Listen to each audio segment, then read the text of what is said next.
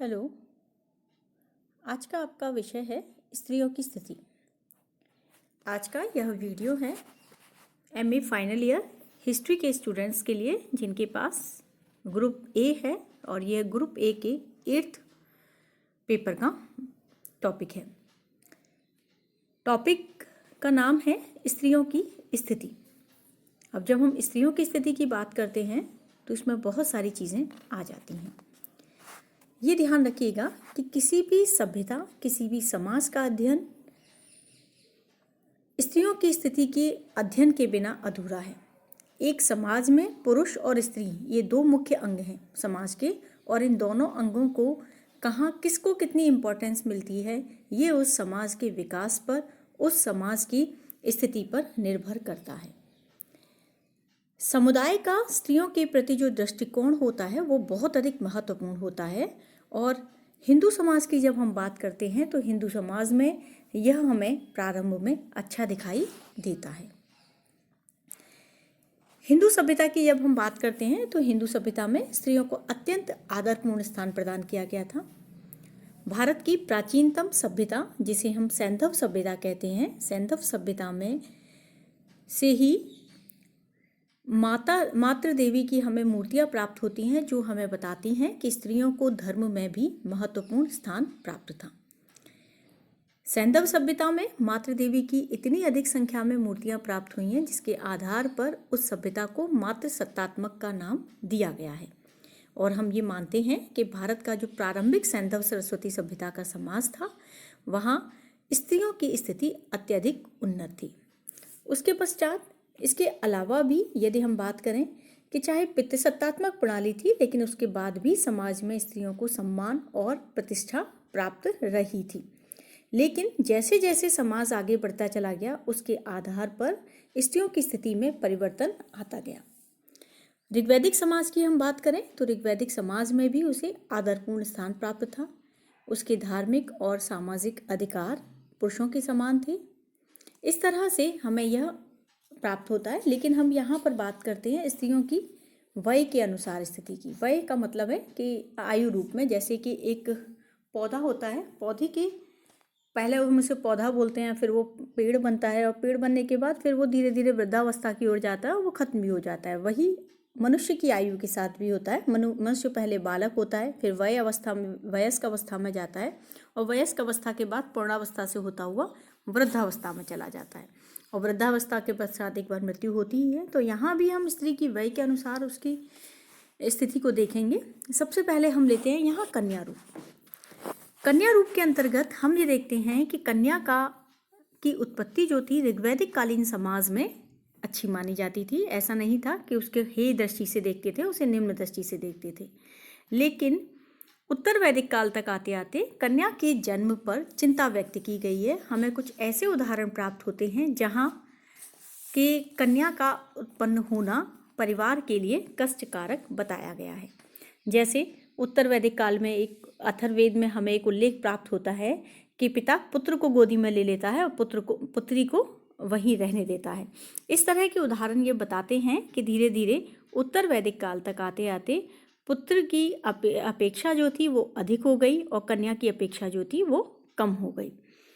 लेकिन फिर भी हमें ऐसे उदाहरण प्राप्त होते हैं जब पिता विदुषी स्त्रियों को कन्याओं को प्राप्त करने के लिए विशेष धार्मिक कृत्यों का अनुष्ठान करते हैं। बृहदारण्यक उपनिषद में उल्लेख प्राप्त होता है कि यदि विदुषी कन्या चाहिए तो विदुषी कन्या के लिए इस तरह की खीर का सेवन किया जाए तो उसके पश्चात विदुषी कन्या को प्राप्त किया जा सकता है। कन्या को पुत्र के समान ही शैक्षणिक अधिकार एवं सुविधाएं प्रदान की गई थी। कन्याओं का भी उपनयन संस्कार होता था तथा वे भी ब्रह्मचर्य का जीवन व्यतीत करती थी। ऋग्वेद में हमें ऐसी अनेक कन्याओं का उल्लेख प्राप्त होता है जिन्होंने शिक्षा प्राप्त की थी। आपको पता हो ऋग्वेद में करीब ऐसी 44 स्त्रियों का उल्लेख है जिन्होंने सूक्तों की रचनाएं की हैं। तो ये स्वाभाविक है कि ऋग्वैदिक काल में कन्याओं को शिक्षा का अधिकार प्राप्त था। वैदिक काल में पुत्र की तरह पुत्री विद्यारंभ से पूर्व उपनयन संस्कार करती थी और उसके बाद ब्रह्मचर्य व्रत का पालन करते हुए विभिन्न विषयों की शिक्षा दीक्षा ग्रहण करती थी, यज्ञ संपादन करती थी, वेदाध्ययन का भी उसे अधिकार था। दर्शन और तर्कशास्त्र में वह निपुण थी और सभी गोष्ठियों में वे ऋग्वेद की ऋचाओं का गान करते थे। ऋग्वेद में उल्लिखित है, ये अभी आपको मैंने बताया कि कतिपय 44 स्त्रियों ने वहाँ पर सूक्तों की रचनाओं में अपना योगदान दिया। अब ऐसी बौद्धिक योगदान देने वाली स्त्रियों में कौन कौन अधिक प्रसिद्ध है, जैसे रोमसा, अपाला, विश्वधारा, उर्वशी, सिकता, निवावरी, घोषा, लोपामुद्रा, ऐसी बहुत सी स्त्रियां हैं जिनका नाम हमें प्राप्त होता है। जहाँ ये ध्यान रखिएगा, मैंने स्त्रियों के नाम इसलिए आपको बताए हैं, अनेक बार आपके शॉर्ट क्वेश्चंस में भी पूछ लिया जाता है कि ऋग्वेद की 5 विदुषी स्त्रियों के नाम बताइए, या अपाला, उर्वशी, या ये कौन थी। ठीक है। शूद्रकाल में भी स्त्रियों को यज्ञ संपादित करने का अधिकार था। ब्रह्मयज्ञ में जिन ऋषियों की गणना की जाती थी उनमें सुलभा, गार्गी, मैत्रेयी आदि विदुषियों के नाम प्राप्त होते हैं। इनकी प्रतिष्ठा वैदिक ऋषियों के समान ही थी। विदेह शासक जनक ने यज्ञ के अवसर पर जो धार्मिक शास्त्रार्थ किया था उसमें गार्गी ने अपनी प्रतिभा, विलक्षण तर्क शक्ति और सूक्ष्म विचार तंतुओं से याज्ञवल्क्य के ऋषि को चुप करा दिया था। ये बात अलग है कि बाद में याज्ञवल्क्य के ऋषि ने उसे धमकी दी थी कि उनका सिर काट दिया जाएगा, तब गार्गी को उन्होंने चुप कराया, लेकिन गार्गी को शास्त्रार्थ में चुप कराना उनके लिए भी कठिन हो गया था। इसके अलावा कन्याओं को विभिन्न प्रकार की ललित कलाओं की शिक्षा भी प्रदान की जाती थी। ये ध्यान रखा जाता था कि कन्या, क्योंकि उन्हें पूरा घर संभालना है, तो इसीलिए उन्हें घरेलू शिक्षा, नृत्य, गायन इत्यादि इन सब की शिक्षाएं भी उन्हें प्रदान की जाती थी। इस तरह से वे विभिन्न प्रकार से शिक्षाएं प्राप्त करती थी।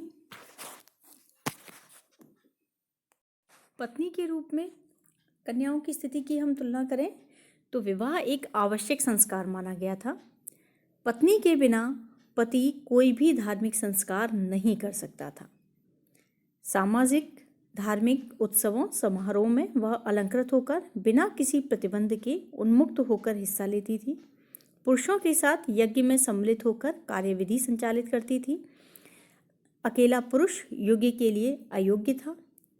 पुरुषों के लिए उनका याज्ञिक और धार्मिक सहयोग अनिवार्य था। सीता के न होने पर राम को अश्वमेध यज्ञ के अवसर पर सीता की स्वर्ण प्रतिमा बनानी पड़ी थी। ये मैंने आपको पहले भी बताया था। उत्तर रामचरित के अंतर्गत हमें यह उल्लेख प्राप्त होता है। इसके अलावा पत्नियों को पूरे घर पर अधिकार था। ऋग्वेद में एक जगह उल्लेख आया है, जब वधू विदा होती है तो उस समय उसे यह आशीर्वाद दिया जाता है कि वह अपने घर की साम्राज्ञी बने, अपने पति पर, अपने ससुर पर, सास पर, देवर पर, इन सब पर शासन करने वाली बने। इसका मतलब था कि उसे इन सब के साथ तादाद में बिठाते हुए उसे कार्य करना था। दंपत्ति शब्द का प्रयोग हमें प्राप्त होता है पति और पत्नी के लिए। दंपत्ति का अर्थ है कि जो घर के संयुक्त अधिकारी होते हैं उन्हें दंपत्ति कहा गया है। ये भी उल्लेख प्राप्त होता है इसके अलावा भी कि विभिन्न अधिकार जो थे वो स्त्रियों को प्राप्त थे। वैदिक युग में पति को छोड़ने का भी अधिकार था कि यदि कोई पति भ्रष्ट, नपुंसक है तो धर्मसूत्रों ने उसे त्यागने के लिए कहा है। बौद्ध साहित्य में भी हमें विवाह विच्छेद के अनेक उदाहरण प्राप्त होते हैं, लेकिन नारद जैसे शास्त्रकारों ने पति या पत्नी को विवाह विच्छेद यानी तलाक का अधिकार नहीं दिया था।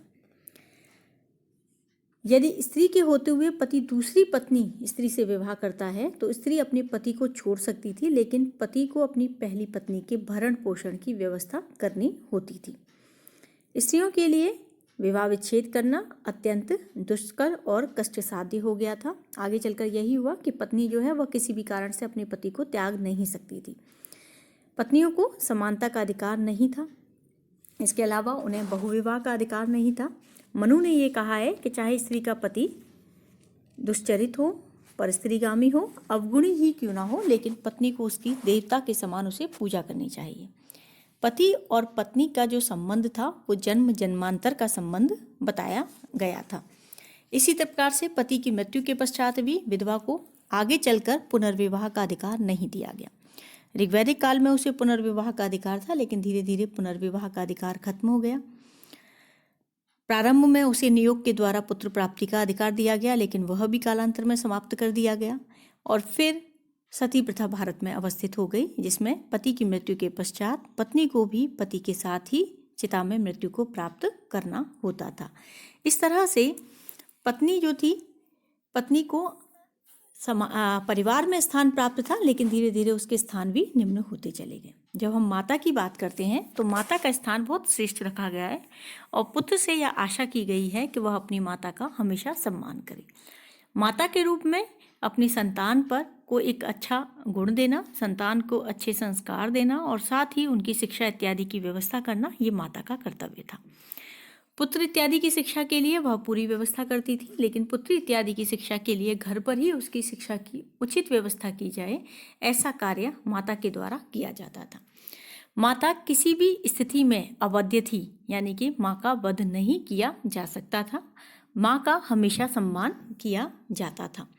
हमें ये भी उल्लेख प्राप्त होता है कि कन्या, पत्नी, माता, ये 3 स्थिति हैं, लेकिन धर्मशास्त्रकारों ने इन तीनों ही स्थिति में स्त्री को पुरुष के लिए अधिकार के अंतर्गत रख दिया था।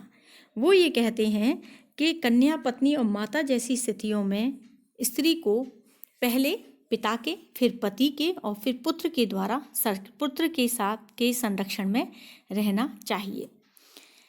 पुत्री के जन्म के लिए खिन्नता हमें यह बता देती है कि धीरे धीरे समाज में स्त्रियों की स्थिति जो थी वो निम्न होती जा रही थी। अब हम बात करते हैं स्त्री और शिक्षा की। प्रारंभ में उपनयन संस्कार होता था, यह भी आपको बताया गया है कि जब शिक्षा प्रारंभ होनी होती थी तो उपनयन संस्कार के पश्चात शिक्षा प्रारंभ की जाती थी और कन्याओं को भी इसके अधिकार थे। ऋग्वेद में ऐसी अनेक कन्याओं का उल्लेख हमें प्राप्त होता है जो विदुषी थीं, तो स्वाभाविक है उपनयन संस्कार के पश्चात कन्याएं ब्रह्मचर्य का पालन करते हुए विभिन्न विषयों की शिक्षाएं ग्रहण करती थीं।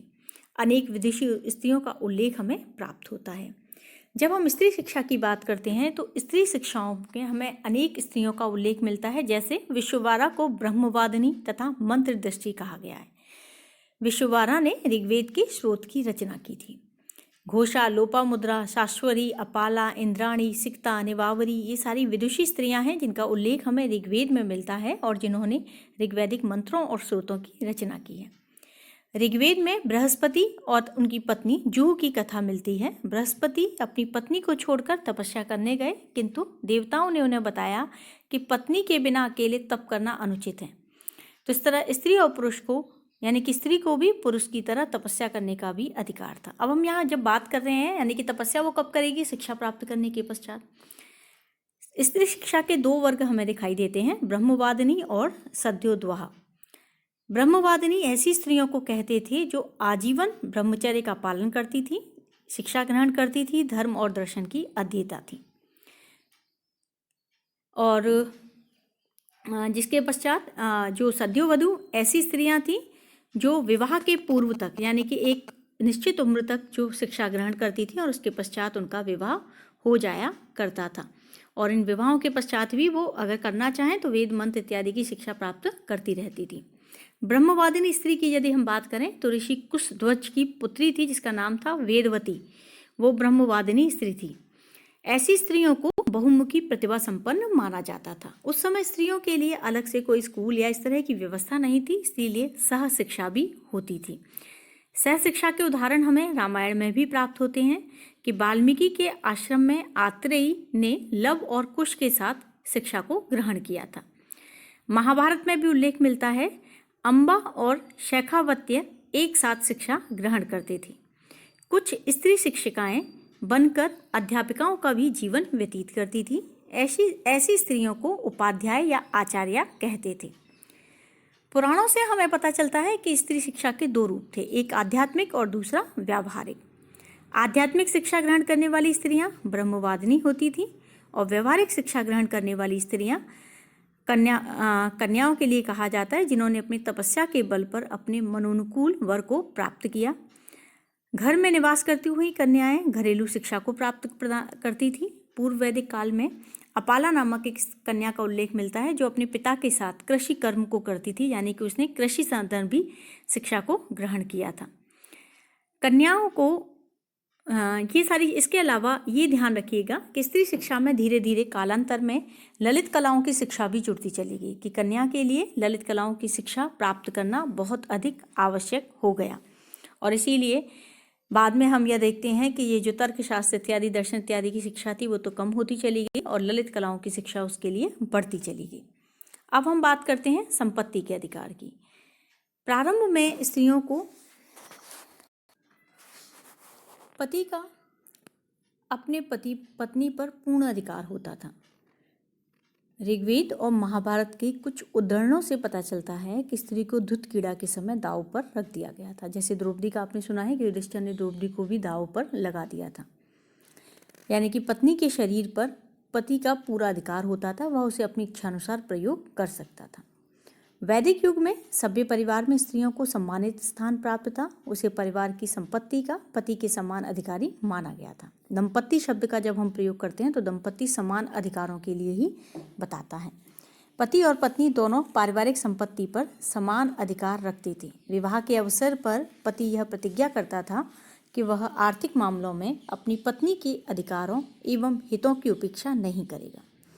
किंतु संयुक्त अधिकार के सिद्धांत ने स्त्री को बहुत कम लाभ दिए।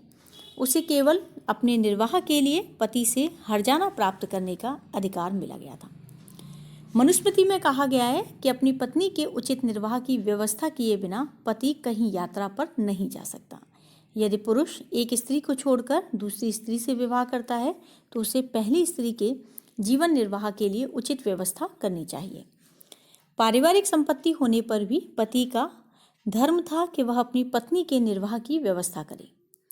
प्रारंभिक व्यवस्थाकारों ने पत्नी को पति के विरुद्ध न्यायालय में जाने के अधिकार को मान्यता नहीं दी, किंतु विज्ञानेश्वर जैसे उत्तरकालीन शास्त्रकारों ने उसे यह अधिकार दिया कि यदि पति अपनी साध्वी पत्नी का त्याग करे अथवा उसकी संपत्ति का अपहरण करे तो वह न्यायालय की शरण ले सकती है।